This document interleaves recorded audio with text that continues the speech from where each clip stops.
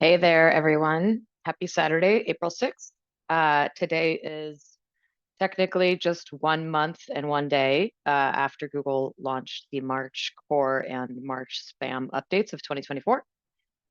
Google actually told us that the core update would take up to a month to roll out. So I think Barry Schwartz yesterday was like, today's probably the day that the core update ended, but they didn't tell us that it's over yet. Google will tell us when an update has ended, and that hasn't happened yet. So technically, it's still rolling out. Obviously, this is the tail end. I think it's not unprecedented that Google says it's going to take a few weeks and then it takes more than a few weeks. I actually kind of had this feeling this whole time that this is going to take longer than they said it was. So there's a lot going on. There's a lot of things that they seem to be tweaking and changing. And I want to talk a little bit about that today. I think the most asked question in the SEO or Twitter or our industry space right now, the loudest question is why have no sites recovered from the helpful content update from September? So I want to talk about that a little bit today. First, by starting off by saying, um, myself, like Glenn, Gabe, a few other people, what we're doing is we're looking at a lot of different sites, like in aggregate, and looking at data about how the sites have changed in terms of projected traffic, visibility. Like there's different metrics that we look at. So we aren't like cherry picking one site or two sites and just kind of looking at that. We're looking at things at scale as much as possible. This is what I do day to day with my work, by the way. My title's VP of SEO strategy and research, but the last couple of years I've really been focused on looking at scale at what outcomes of Google updates and things like this as much as possible. It's not just looking at a few sites. It's not just looking at the clients that we work with, which we do work with a lot of different clients. We work, I work at an agency, but trying to look at scale at as many details and website attributes and information as possible. So you might have seen the articles that I write about core updates. I'm almost always looking at least at a couple of thousand sites at a time.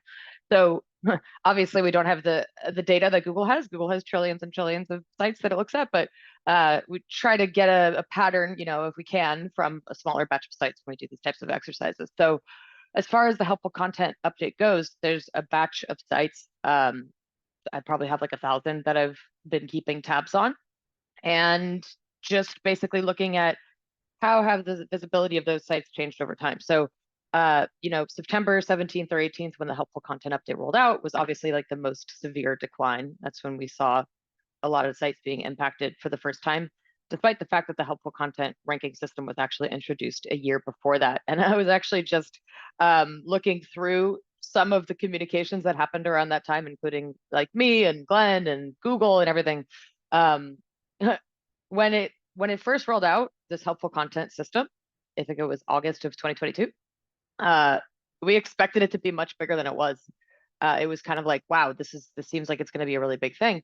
And in the beginning, it actually kind of wasn't. There was an initial rollout of this update, and it really only went after the most egregious, like unhelpful sites. So like you might have had like lyric sites that had a lot of spam, or like calculators, or like these kind of sites that go in and out of Google all the time. But they weren't like legitimate blogs, let's say, and the first rollout. So there was an update to the system in September 2023, a notorious helpful content update.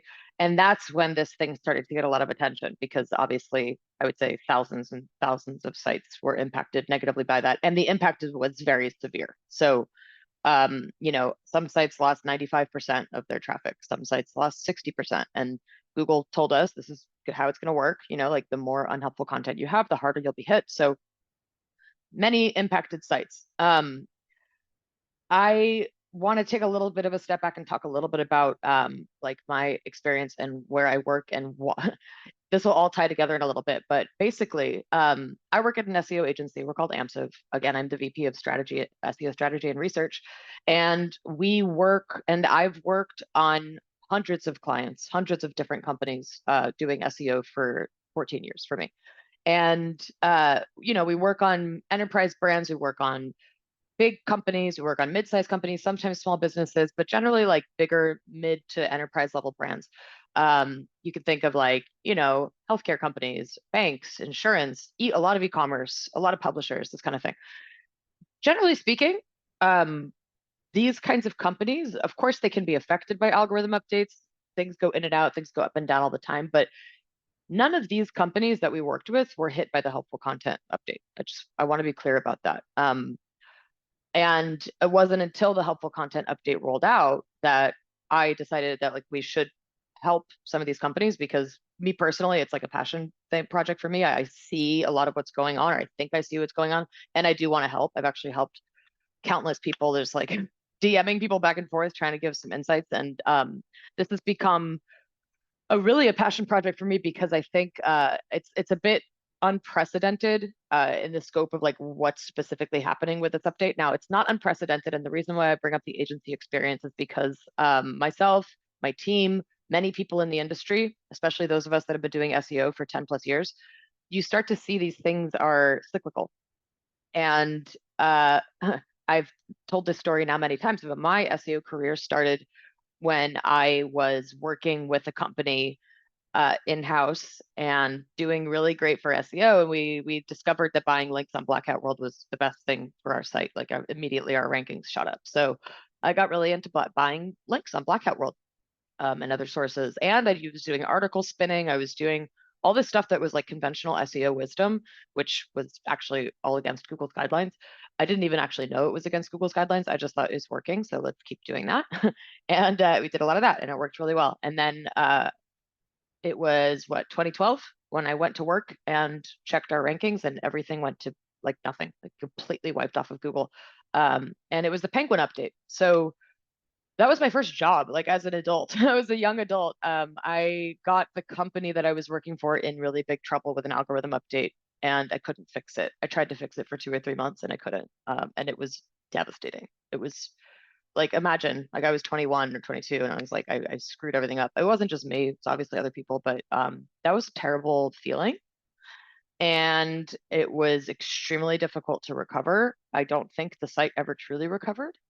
So that sucks. And I decided then I wanted to go into the SEO agency world, and I wanted to not do that again. I wanted to like help companies in a way that wouldn't get them in trouble and wouldn't have to go through that experience again. Now, in my time working at SEO agencies, which has been 12 plus years of my life now, there's obviously situations where we've come across companies that have been hit by algorithm updates, but there's also a lot of situations where it's our job to prevent companies from being hit by algorithm updates. And what does that mean? It means reading Google's guidelines in detail, because you're not always going to get a specific indication from Google about what you did or what you didn't do. But when you work on these kinds of situations over and over and over, which I've been doing, you'll see the patterns. And a lot of times sites will come to you, and I can even see now they're doing something where I know it's going to get them in trouble. It's just pattern recognition, right? I've been doing this for my whole adult life. And so what and another thing too that I want to bring up too is like the helpful content update is not the first time in Google history that Google has created some type of algorithm update that devastates thousands of small websites or medium websites, in some cases even really big brands. I mean, there's actual like examples of big brands that got caught up in Google's algorithm updates and it made the New York Times. Like this is not no one's really immune if they're doing things that potentially fall in the gray area of what Google says not to do. So and every time we go through that experience, and every time like I help a client or we help clients who have been in the situation, and a lot of times they come to us after it happened, right? Like they tried something, they worked with an SEO consultant. Believe me, we hear the same names over and over of companies and people that people work with, and it gets them in trouble. So that's very frustrating for me on a personal level, because I see the types of tactics and techniques and things that people are publicly advocating to do that gets sites in trouble. And a lot of these sites have no idea that what they're doing is against Google's guidelines. So that's very frustrating for me on a personal level. And one of the reasons why this is like my brand is to like try to prevent people from getting into that situation in the first place. But there, whenever an algorithm update hits a company, hits a site, the site owner, it's devastating. And suddenly, as the SEOs, we not only become SEOs, we become like therapists. Like I've worked with so many people who have lost so much from being hit by Google's algorithm updates. So this is a big, big reason why my SEO guidance, generally speaking, is aimed at reducing risk as much as possible. Because when you pay attention to Google's guidelines and you pay attention to the trend of how things are going, what Google's focused on, what Google's not focused on, you can start to kind of anticipate where things are going and help companies avoid doing things. For example, mass auto-generating content using ChatGPT over the last year. Like companies were experimenting with that. That's fine. There's ways to do it, but I was pretty cautious. If you read any of my content, you look at my videos, whatever, for the past year, I've been pretty cautious about being careful with that because Google's guidelines say mass auto-generating content is spam. It's been spam the whole time. We just have new tools to do that. So being cautious to me is part of our profession. I know a lot of people think that I'm just like a spokesperson or suck up to Google or whatever. That's actually not true. My, personal opinions about Google have nothing to do with the work that I'm doing. I'm protecting my clients and I'm trying to help my clients succeed. So that's my actual stance. And if you want to talk about my personal opinions, we can have a drink at a bar at an SEO conference or something. But that's not what I'm here to do. I'm not here to spread my personal opinions about, you know, how I feel about Google as a business. I'm here to help companies avoid getting themselves into situations that are very hard to undo, which is now what we're seeing with the helpful content update. So yes, I'm surprised we haven't seen any sites recover. I'm surprised, not only that, we haven't seen sites go in the positive direction. We haven't seen like 20% growth, 30% growth. We've seen basically, if anything, the sites are flat or they're down. So what does that tell me?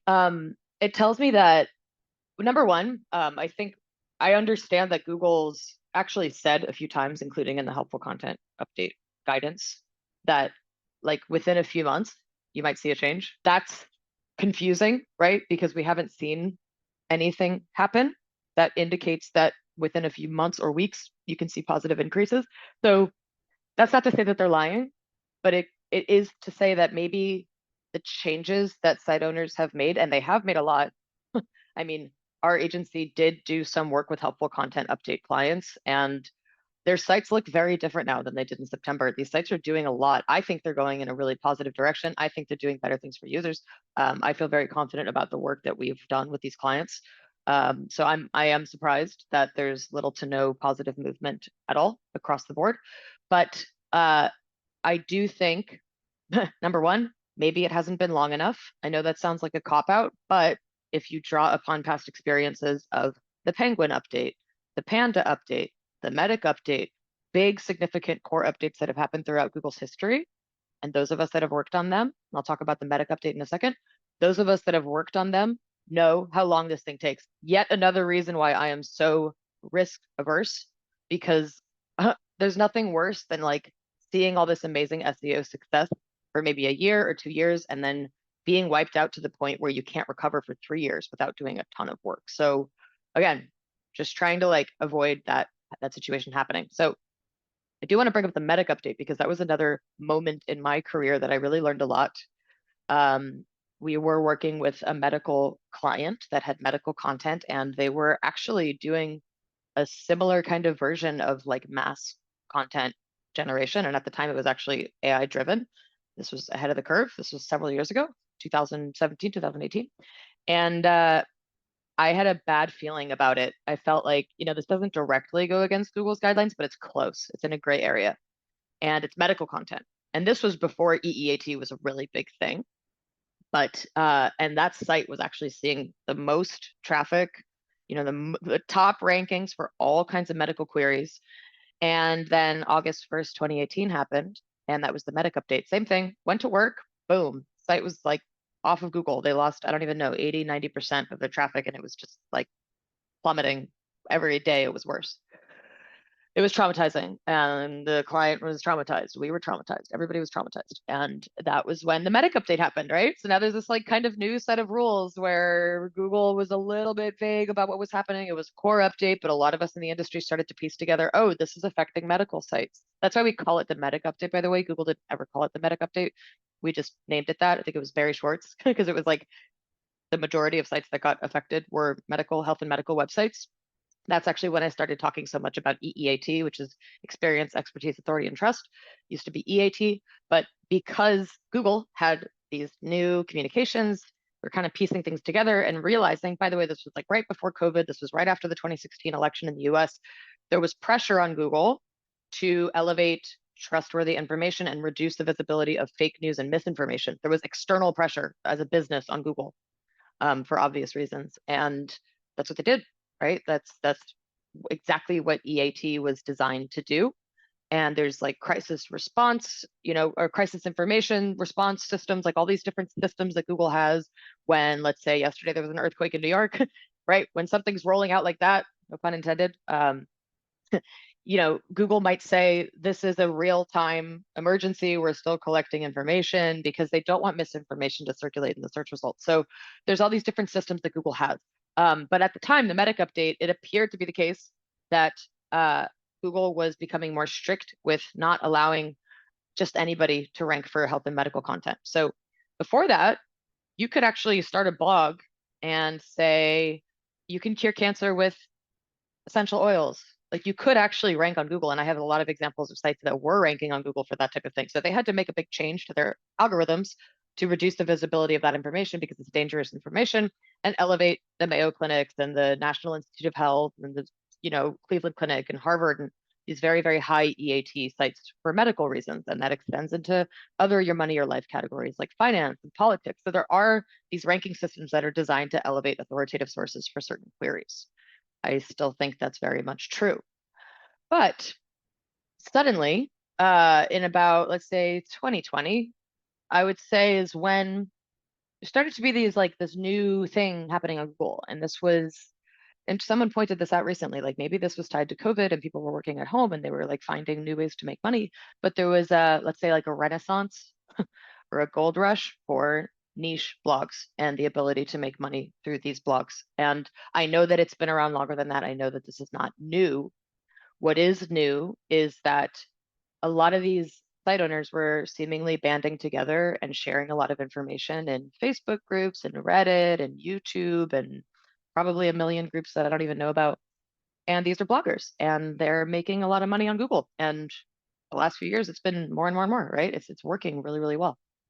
And is a bit of a gold rush. I know a lot of us have been throwing that word around. It was a gold rush. It was really like a big opportunity to make money online at a time when people were working from home and starting to work remotely and travel the world. So it's like a really big opportunity for a lot of people, and a lot of people made a lot of money. In the last several months or year or so, I think it's no secret that a lot of people are a bit ostentatious with how much money they've made doing this thing, and that inspires a lot of other people to try to also make money. So now the problem is multiplying, right? It's like an exponential problem. And about 2 years ago, I was paying attention to this whole thing, by the way. Um, there were a lot of murmurs about how Google's search quality is getting worse. The search results are getting worse. There was a pretty famous blog post, and it was, let me find this guy's blog, the DKB blog, Google search is dying. I don't know why this particular blog post seems to have had as much of an impact as it did, but it went pretty viral on Reddit. It went viral on Hacker News. And then because it was going viral, some major media started to report on it as well. Like The Atlantic had a kind of big hit piece against Google and the quality of its results. And some of the things people were saying, Google is like an old shopping mall. You go in there and you like kind of forgot what you were looking for. And like, then people started to really talk about the fact that SEO spammers are ruining the internet. And I wasn't really like clearly seeing how big of a problem this was becoming until these articles started to come out and it became like mainstream media that like a lot of people were feeling that Google's results were not authentic. They're lacking firsthand experience. This was right around the time that Google introduced the new E for experience and EEAT. This is right around the time that Google started to say if you're going to publish product reviews, which later became any review, so travel, movies, whatever, you have to have firsthand experience. You have to prove that you went there. And that's not just saying I went here. That's like evidence. It's like real photos of the place, real experiences, real firsthand accounts of what you experienced or how you tested the product or whatever. So this is all kind of happening at the same time. But this particular moment I think is very important because if you read the article, Google search is dying, and I can link to it here. It points out a lot of the issues and like negative feedback and negative press that people were having around that time that I do believe, just my opinion, I do believe that inspired the helpful content system. Maybe there's a lot of other complaints and reasons why Google decided to create this, but I think that moment of like a lot of press attention for Google's results being overly saturated with like SEO spam and the fact that people really felt like they needed to append Reddit to their searches to find what they were looking for, I think that had a really big impact on what Google decided to do in the last couple of years.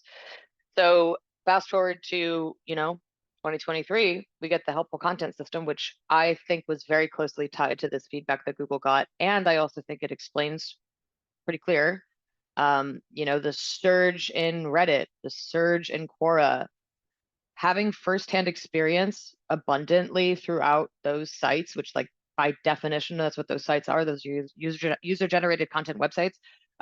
That's exactly the opposite of what people were complaining about. People were complaining that everything feels like it's overly SEO'd. SEOs are rooting the internet. You can't trust any product reviews, all this stuff. So what's the opposite of that? It's Reddit in theory, right? Reddit, it's Quora, it's people having real experiences. Now, obviously Reddit is now being overtaken by spammers. So I'm referring to a Reddit from a previous life when Reddit was a wonderful place to exchange ideas. I think that's changed quite a bit, unfortunately. But that's, I think, what Google was going for. And in the process, they created this helpful content update, and seemingly the algorithms, I mean, they're using machine learning, right?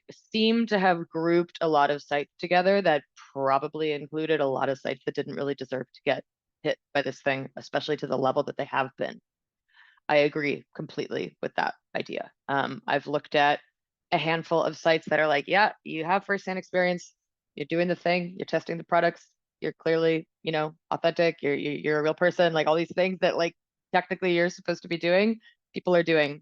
I think a lot of people got caught in the crossfire. I think that the, machine learning systems probably identified certain sites as being more egregious than they actually are. So that's happening. I agree with that. But I also think that's not the majority of sites. I think the majority of sites uh, are too similar in nature and weren't really providing a lot of great value for Google's searchers. And it's exactly the type of content that I think these reactionary hit pieces against Google were talking about. And honestly, I didn't even know this was as big of a problem as it turned out to be until I was having lunch with the journalist from The Verge, if anybody read that article, called The People That Ruined the Internet. I agreed to have lunch with this journalist, and this was supposedly a piece that was the history of SEO, 25 years of Google history, right? And it was framed to me in a way where it was like she was talking to some of the legends in our industry. She was talking to Barry Schwartz. She was talking to Danny Sullivan. She spoke to Matt Cutts. I mean, she spoke to like literally like the titans of the SEO industry. And that was very appealing to me because I was like, oh my God, she talked to those people. Like, I definitely want to be part of this. When we had lunch, it was very clear that there was this angle that she was going for, which I think was later revealed in the article, which was essentially that SEOs are ruining the internet. And that was a bit surprising to me because, again, I work at an agency. We're doing certain types of SEO with big brands that I would say is very compliant with what Google encourages site owners to do. And generally, they don't get in really big trouble with algorithm updates. Like they're just like generally improving over time. But she was really focused on this community of SEOs. In her mind, there were SEOs. Again, remember, she like went to some alligator party that was literally an affiliate marketing party. It wasn't even an SEO party. She was talking to people that were like doing all these shady things and going to all these shady conferences. And I was like, whoa, whoa, whoa, that's not SEO. That's spam. Like, I'm sorry. If people call themselves SEO, that yeah, I guess they're optimizing stuff to be on search engines, but they're if you have an SEO strategy that backfires and completely wipes your site off the internet, to me, that's not really SEO. That's spam. Spam, you can get away with making a lot of money in a really short amount of time, but it's not sustainable. It's not an SEO strategy. To me, SEO is avoiding doing that. Or like if that happens, you can kind of like recover. But I just personally don't think that spamming and SEO are the same things. And I made that very clear to her. I was like, whoa, whoa, whoa, we're talking about two different things. People that work at an agency, people that work at big brands, you can't even imagine the stuff that we're doing compared to like doing SEO in a small niche blog. And I'm not saying one is better than the other. I'm just saying they're two completely different things. And I did speak a lot about the type of work that we actually do in the SEO industry, like the people that work at SEO agencies and things like this. And that didn't really make it into the article. That's when I realized that and Ryan Jones said this really great thing on Twitter the other day.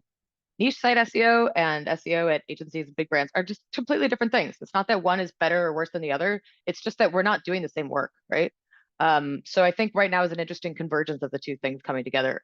But the helpful content update and the sites that were hit by that, a lot of them got grouped into this other area of SEO that was frankly becoming out of control with too many people participating, too many people following the exact same SEO advice, too many people creating very identical sites. And then you get these articles that are like, Google's a decaying shopping mall because I can't find what I'm looking for. Okay. And I understand everyone's response to this is always like, well, the big sites do the exact same thing. Yeah, I know. I mean, it's like capitalism, right? It's like these sites in some cases have 20, 30, 40 years. They're big players. They're the biggest players on the internet. They can push the rules. They can get away with certain things. They're not going to get hit by the helpful content update, right? They're not majority like of the majority of the pages are not falling into like now what we're seeing the patterns are for the sites that were impacted. They do a lot of other things. They have existing audiences. Maybe they have like a real physical presence, or they've been in newspapers for like 100 years. You know what I mean? Like it's just not apples to apples. And do I think it's fair? No. I mean, I think I would love to see the little guy be able to get more traffic and visibility. But I think instead of hyper fixating on whether or not it's fair, what I recommend to site owners right now, and I understand it's really frustrating. It's been 7 months. People are out of budget. People are laying people off. It sucks. It's also really disheartening to like keep chipping away at something and not see any progress. But with the Medic update, that client, by the way, we were able to fix the problem. It just took about 2 or 3 years. It was not fun. I know that people that have worked on Panda and Penguin said it took them about 2 years. I've worked on a number of different recoveries where I would say it's about a year minimum. And that's assuming you're doing really, really hard work. So I know a lot of these sites are running out of money. They don't have the resources. They don't have this and that. Sucks. I don't know what to say. It really, really sucks. But if you are able to, and it's something that you care about, like really wanting to fix things, I will say I've read a lot of the content on these sites. There's still a lot of areas of opportunity and ways to improve these sites. I spoke with someone a couple days ago where they thought the content was very good, and it is fine, but it was a product review site that does a lot of reviews of like outdoor gear. And even though it was written by a human, even though the human claims to have tested the products, there was nothing that gave me in that article the sense that the person actually tried the products. It felt like taking the manufacturer's description and taking what other people have said online, saying, oh, this one does this thing, this one does this thing. But it wasn't like when I was using the backpack, it gave me back pain because I was walking on this and this trail. And, it's like, that's where we need to go. We need to go to like, how can you take your site and make it feel a bit more like Reddit in the sense that Reddit's full of firsthand experience, right? If you're an author, if you're a site owner, if you have people producing content on your site, what is their experience? What is their perspective? Because the opposite of boring AI generated content is real, authentic human experiences. And I think the more that you can convey that in your content, the better you're going to do. And I think the closer you'll be to a recovery later on. And when I talk to people about this, it's like, that's a ton of work. Like, yeah, you got to like go through probably all of your content and update it. Because if you're writing about, and I tweeted about this, but if you're writing about best places to go in Barcelona and you say Sagrada Familia, I can't speak, Sagrada Familia, and there's a huge line outside and there's construction everywhere and it's like the tickets are super expensive. I want to know that. Like I want to know, yeah, it's a great place to go, but be careful of the lines. Maybe try going on a Tuesday. Maybe try getting the discount at 4 p.m. Like those are the things that are like, okay, now this is helpful content, right? So you have to go through your content. And remember that the helpful content update was like trained on data that existed from these sites from months before. So just because you're fixing everything right now doesn't mean Google even necessarily like processed all the changes that you made. I know that a lot of people have made changes in the last 3 months and they're expecting some miraculous recovery. It's not enough time. And I've seen Google's crawling these sites less than it was before. Some of the pages have dropped out of the index. So got to be patient. But what was really encouraging for me was when I spoke to this one site owner with the product reviews, he was really excited. It was like, oh, we can do that. We did test the products. We have a lot to say about it. Is that what we're supposed to be doing? I was like, yeah, that's in Google's guidance. Like, if you read all their guidelines, it's like, please explain what makes you qualified and why you liked it and what's different from every other page on the internet. And like, think about why Reddit and Quora are ranking so well. People want human experiences. So, and by the way, there are publishers that are recovering with this update, March update. It's not the case that every single site on the internet that was hit by the helpful content update or whatever, those are not the only sites. There are niche publishers that are recovering. There are recipe sites that are recovering. There are some travel sites, it's harder to find, but there are examples, and I'm working on some of them, of sites that are seeing massive increases. And maybe they were hit by other updates. They were hit by the reviews update. They were hit by the Medic update. It takes years, right? But they're starting to see really big recoveries. And so those sites have been doing this hard work for a really long time, and it takes a really long time. So hopefully that's helpful. But and last thing I'll say, the recipe sites. There's like 5 or 6 or 7 recipe sites that I've seen that have gone up in a really big way in the last few weeks with this update. And I took a look at them, and a lot of them are, I mean, most recipe sites are generally the same, which makes it tricky because it's like, well, what's that person doing that person's not doing? So I think a lot of sites probably do these things already, but the big pattern that I could find with those recipe sites is that they do more than just recipes. They might have a magazine. They might have, in some cases, there was like a bakery. They had like 2 locations. Someone had a summer camp where you could go do cooking courses with her and her husband. One of them had like a farm where they were growing all their vegetables, and they were talking about how to have the farm and how to use the vegetables. So that's doing something different. That's differentiating yourself. So now you're not just a recipe blog, you're a brand. You're like a real business that's getting traffic and revenue and audience, audiences and everything from different places. They have social following, they have like people buying their merchandise, whatever. I think that's the direction that these things are going. So don't just add a shopping cart to your website for the sake of trying to recover. That's not the way to think about it. But the way to think about it is like, what are some really interesting ways that I can go above and beyond with my content and with my brand that's not just affiliate content? Can you have a lot of different types of content on your site? Video content, podcast content, whatever it is, it's not just affiliate content. I would start there. Hopefully this was helpful. I know that was a lot of rambling, but feel free to ask me anything in the comments. And when the update rolls out, I'm hoping for a miracle. I hope that a lot of these sites see some positive improvements over the next few days. Have a great weekend, everyone. Bye.